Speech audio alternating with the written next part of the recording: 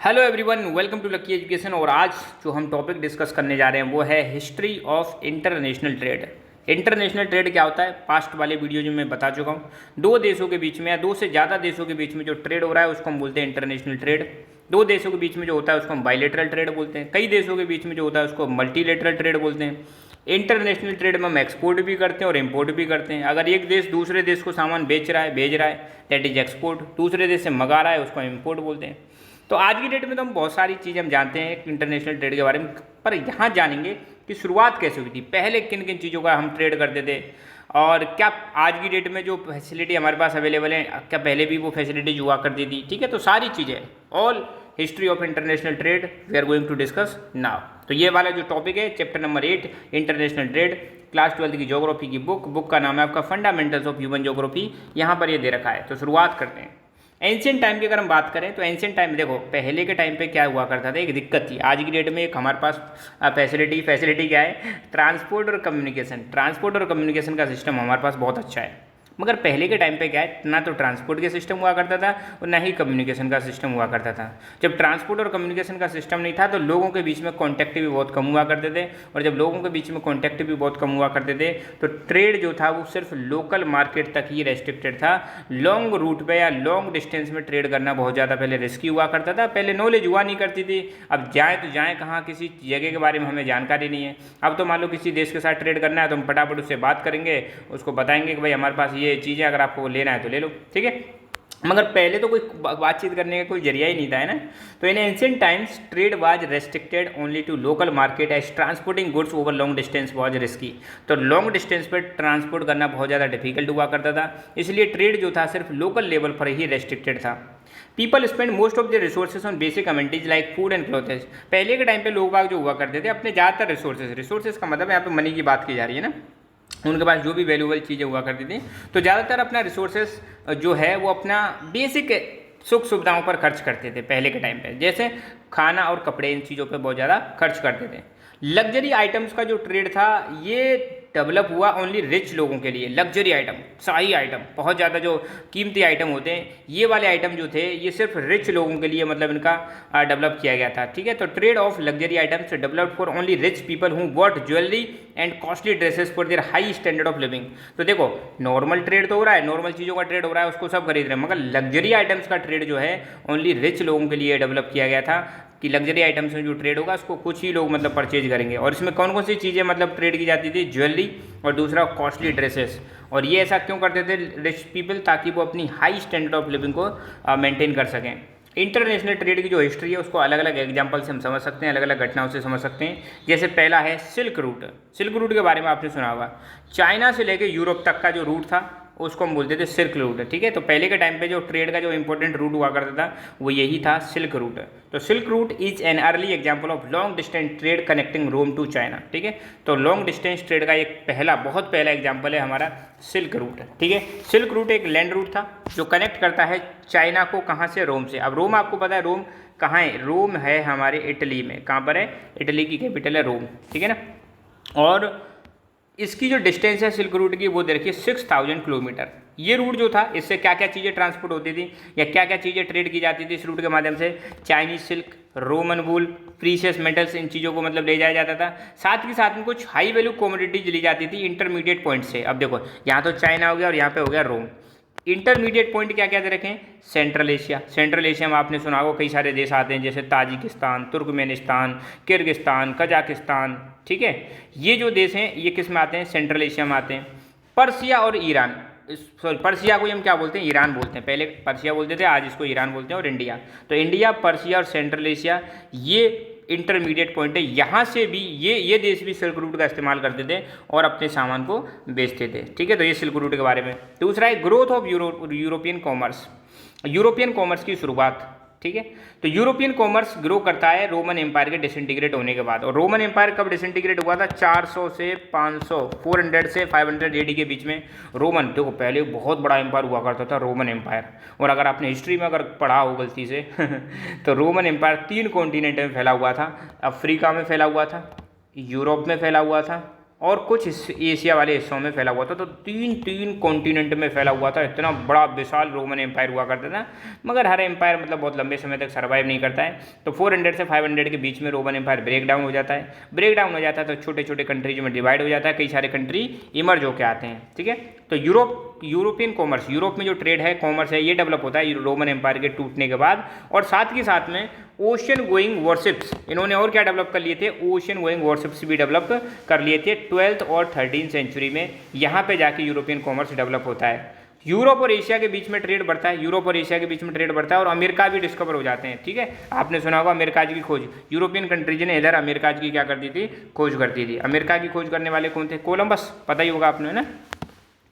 Slave trade, अगला point है इसमें स्लेव ट्रेड। देखो आज की डेट में तो आपको पता है स्लेव ट्रेड हमने बैन कर रखा है और कहीं भी स्लेव ट्रेड नहीं होता है। ठीक है, पहले स्लेव ट्रेड बहुत ज़्यादा होता था, बहुत ज़्यादा होता था। कई सारी मूवीज़ देखी होंगी आपने, वहाँ पे स्लेव ट्रेड के बारे में डिस्कस कर रखा है ना।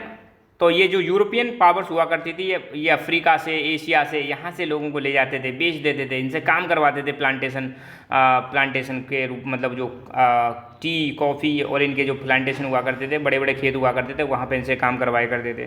तो 15th सेंचुरी में, 15th सेंचुरी का मतलब है 1401 से 1500 के बीच में, जब यूरोपियन कॉमर्स बढ़ने लगता है, यूरोपियन कॉमर्स जब अपने पीक पर था, तो यूरोपियन कॉलोनियलिज्म इमर्ज। मतलब इसका क्या है, जैसे जैसे इनका ट्रेड बढ़ने लगा तो कई सारे यूरोप के कंट्री जैसे फ्रांस, ब्रिटेन, स्पेन, पुर्तगाल, डच, मतलब जो हॉलैंड है, इन देशों ने क्या किया, कई देशों को अपनी कॉलोनी बनाना स्टार्ट कर दिया, जिसको हम बोलेंगे यूरोपियन कॉलोनियलिज्म। मतलब यूरोप के कंट्रीज ने बाकी देशों में जाके वहाँ के देशों को अपना गुलाम बनाना स्टार्ट कर दिया है ना। जब, और ये गुलाम बनाना कब स्टार्ट किया था, जब इनका ट्रेड बढ़ने लगा। ठीक है, साथ के साथ में इन्होंने ट्रेड करना स्टार्ट कर दिया एक्जोटिक कॉमोडिटीज में। यहाँ पे जैसे ह्यूमंस का भी इन्होंने ट्रेड करना स्टार्ट कर दिया। तो ये भी एक नया ट्रेड निकल के आता है, जिसको हम बोलेंगे स्लेव ट्रेड। तो जब ये यूरोपियन कंट्रीज ने, जैसे आपके ब्रिटेन, फ्रांस, पोर्चुगल, स्पेन, इन्होंने जब ह्यूमंस का भी मतलब जब इन्होंने ट्रेड करना स्टार्ट कर दिया, तो ये किस में आ जाएगा, स्लेव ट्रेड में आ जाएगा। तो ये क्या करते थे, जनरली एशिया, अफ्रीका, गरीब देश जो थे, वहाँ से लोगों को ले जाते थे, मतलब बहका के ले जाते थे कि चलो तुम्हें हम काम दे देंगे, और पता चला उनको मतलब स्लेव के रूप में परमानेंटली बंदी बना लिया, आने ही नहीं दिया जा रहा है। ठीक है, तो बहुत बड़े लेवल पर ये ट्रेड होता था, स्लेव ट्रेड, और उस समय ह्यूमंस की कंडीशन बहुत ज़्यादा खराब हुआ करती थी, है ना। इन स्लेव ट्रेड अफ्रीकन नेटिव्स का मतलब अफ्रीका के मूल निवासी जो हैं, उनको कैप्चर कर लिया जाता था और ज़बरदस्ती उनको ट्रांसपोर्ट किया जाता था, किसके द्वारा, पोर्चुगीज, डच, स्पेनियर्ड्स, ब्रिटिश, इन लोगों के द्वारा। कहाँ ले जाते थे इनको जैसे अमेरिका में ले गए। अमेरिका इन्होंने डिस्कवर किया था यूरोपियन कंट्रीज ने, वहाँ पर इनके जो प्लांटेशन हुआ करते थे, खेती वेती करते थे चाय वाय की, वहाँ पर मतलब इनको लगा देते थे, ऐसे लेबर के रूप में इस्तेमाल करते थे। और बहुत ज़्यादा मतलब इनकी कंडीशन क्या थी, बहुत ज़्यादा ख़राब थी, बहुत ज़्यादा काम करवाते थे, और पैसा वैसा इनको ज़्यादा मिलता नहीं था, लिविंग कंडीशंस बहुत ज़्यादा पुअर हुआ करती थी। तो कुछ 200 सालों तक ये ट्रेड जो है एकदम ल्यूक्रेटिव बिजनेस रहता है यूरोपियन कॉलोनीज के लिए। यूरोपियन जो कॉलोनीज हुआ करती थी, या यूरोपियन जो कॉलोनियल पावर्स हुआ करती थी, वो बहुत ज़्यादा मतलब स्लेव ट्रेड करती थी, और खूब सारा इन्होंने पैसा कमाया धुआंधार। मगर बाद में जब लोग अवेयर होने लगे तो इसका आवाज़ उठाने लगे, और आवाज़ उठाने लगे तो धीरे धीरे स्लेव ट्रेड धीरे धीरे क्या होने लगती है, अबॉलिश होने लगती है, ख़त्म होने लगती है। तो डेनमार्क ने स्लेव ट्रेड को ख़त्म किया 1792 में, ग्रेट ब्रिटेन ने ख़त्म किया स्लेव ट्रेड को 1807 में, और यूनाइटेड स्टेट्स ने इसको ख़त्म किया 1808 में। स्लेव ट्रेड खत्म हो जाता है। नेक्स्ट है growth of trade after industrial revolution. अब देखो इंडस्ट्रियल रेवोल्यूशन के बारे में आप जानते होंगे। इंडस्ट्रियल रेवोल्यूशन का मतलब क्या है, आप सबको पता है इंडस्ट्रियल रेवोल्यूशन का मतलब क्या है। इंग्लैंड में, ध्यान रखना कहाँ पे, इंग्लैंड में इंडस्ट्रियल रेवोल्यूशन की शुरुआत हुई थी। और इंडस्ट्रियल रेवोल्यूशन की शुरुआत ऐसे समझो 1750 के बाद इंडस्ट्रियल रेवोल्यूशन की शुरुआत होती है। क्या हुआ था, मशीनों का आविष्कार हो गया था। जो काम पहले हम हाथों से करते थे वो काम किससे होने लग गया, मशीनों से होने लग गया। जब इंडस्ट्रियल रेवोल्यूशन आ गई थी, ध्यान देना, जब इंडस्ट्रियल रेवोल्यूशन आ गई थी तो यूरोप में इंडस्ट्रीज बनने लग गई। क्या बनने लग गई, इंडस्ट्रीज बनने लग जाती हैं। इन इंडस्ट्रीज को चाहिए रॉ मटेरियल, इन इंडस्ट्रीज को क्या चाहिए, रॉ मटेरियल चाहिए। और ये इंडस्ट्रीज बनाएंगी क्या, फिनिश प्रोडक्ट बनाएंगी। तो इन यूरोपियन कंट्रीज ने क्या किया, जो बेचारे गरीब देश थे, गरीब देशों से रॉ मटेरियल ले जाके ये कहाँ पे ले जाने लगे, अपने देशों में ले जाने लगे, और फिनिश प्रोडक्ट को वापस गरीब देशों में लाने लगे थे। कौन, ये इंडस्ट्रियल जो मतलब कंट्रीज हुआ करते थे।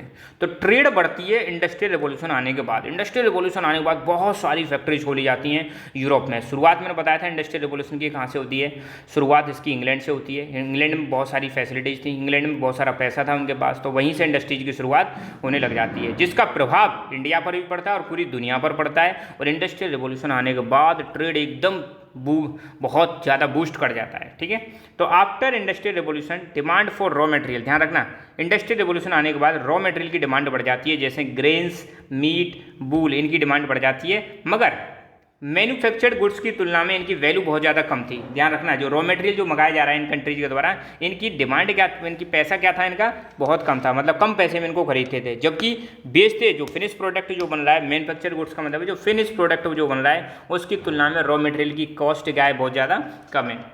ठीक है, तो कोई भी इंडस्ट्री होती है, ध्यान रखना इंडस्ट्री कैसे काम करती है, उसको हम रॉ मटेरियल देते हैं और वो क्या बना देती है, फिनिश प्रोडक्ट। तो प्राइमरी प्रोडक्ट किसको कहा जा रहा है, रॉ मटेरियल को। ये बड़े बड़े जो देश थे यूरोपियन कंट्रीज, ये इंपोर्ट करते थे। कौन इंपोर्ट कर रहा है, इंडस्ट्रियलाइज्ड नेशंस। इंडस्ट्रियलाइज्ड नेशंस का यहाँ पे मतलब है जो देश जहाँ पे इंडस्ट्रीज लगी हुई हैं, जैसे यूरोपियन कंट्रीज हो गई है ना, इंग्लैंड हो गया मान लो, ये कहाँ से इंपोर्ट कर रहे हैं, नॉन इंडस्ट्रियलाइज नेशंस। अब देखो जैसे इंडिया को मान लो नॉन इंडस्ट्रियलाइज नेशन और यूके को मान लो, यूनाइटेड किंगडम को मान लो इंडस्ट्रियलाइज नेशन। तो यूके क्या करेगा, इंडिया से रॉ मटेरियल लेगा और फिर इस प्रोडक्ट को वापस इंडिया में बेच देगा। ये काम करते थे ये यूरोपियन पावर्स। ठीक है, दोबारा देखना, प्राइमरी प्रोडक्ट मतलब रॉ मटेरियल, इनको इंपोर्ट किया जाता था इंडस्ट्रियल नेशंस के द्वारा। कहाँ से, नॉन इंडस्ट्रियल नेशंस।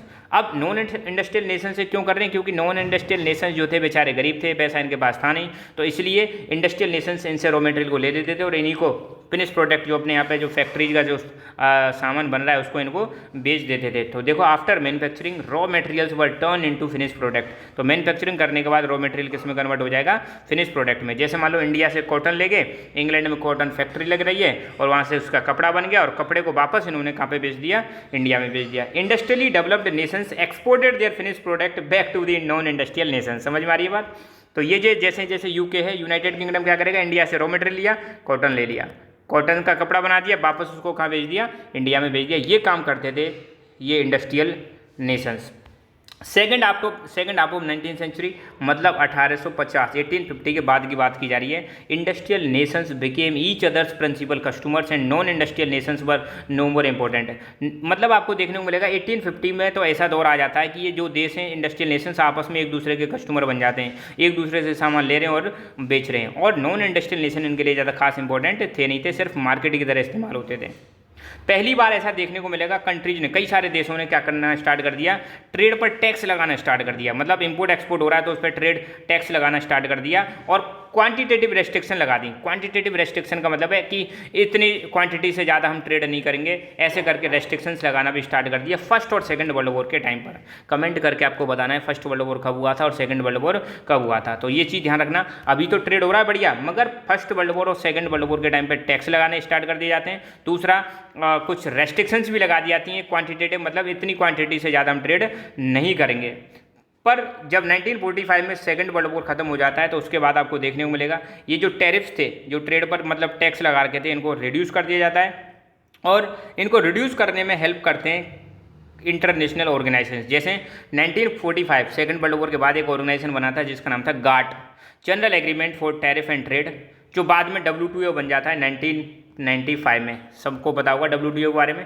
तो 1945 के बाद तो बनता है गाट, क्या बनता है, GATT, general agreement for tariff and trade. फिर बाद में यही 1995 में क्या बन जाता है, WTO वर्ल्ड ट्रेड ऑर्गेनाइजेशन। ठीक है, तो यहाँ पे कहा जा रहा है सेकंड वर्ल्ड वॉर के बाद जो टैरिफ्स लगाए गए थे कंट्रीज के द्वारा आपस में एक दूसरे के इंटरनेशनल ट्रेड पर, उनको रिड्यूस कर दिया जाता है। और हेल्प कौन करता है इसमें, कुछ इंटरनेशनल इंस्टीट्यूशंस करते हैं जैसे गाट, और बाद में गाट क्या बन जाएगा, WTO बन जाता है। ठीक है, तो यहाँ पर हमने हिस्ट्री डिस्कस की इंटरनेशनल ट्रेड की, और ये चैप्टर धीरे धीरे इसको भी हम बहुत जल्दी फिनिश कर देंगे। और ये बुक हमारी कंप्लीट होने वाली है क्लास 12th की geography, fundamentals of human geography.